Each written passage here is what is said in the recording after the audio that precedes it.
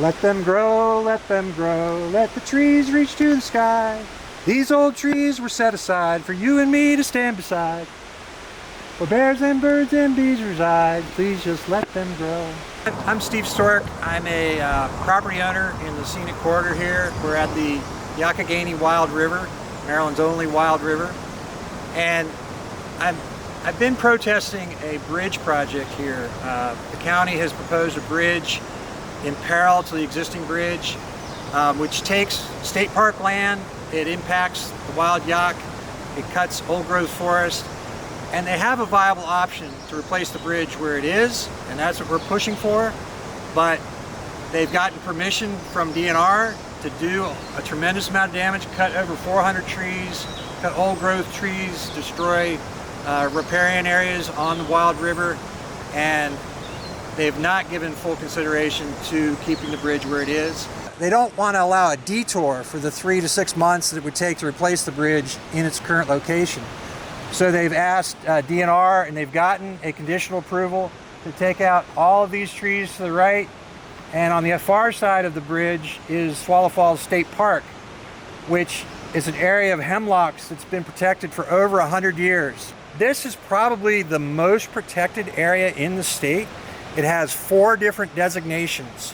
They're going to cut 14 of the largest trees, greater than 30 inches.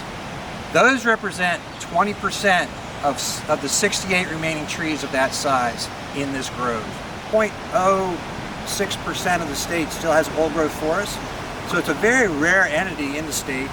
Also, old growth forests, they have tremendous amount of carbon sequestration already there. You know, hundreds of years of carbon has been sequestered in those. It's important habitat for lots of different animals. This area also is habitat for 2 endangered species of bats. I've looked back at more than 100 articles and recreation guides, and they name 3 things that people come here to see.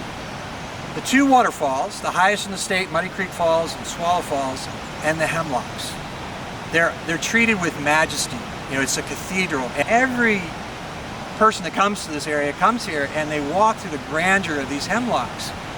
It's hard to believe so much political equity would be spent on this bridge to ruin one of our anchor for our nature tourism industry, and to ruin our beautiful park that's been here for 100 years for a bridge.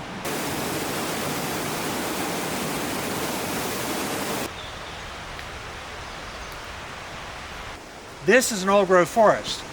Mature trees who protect and nurture the new trees. Dead trees.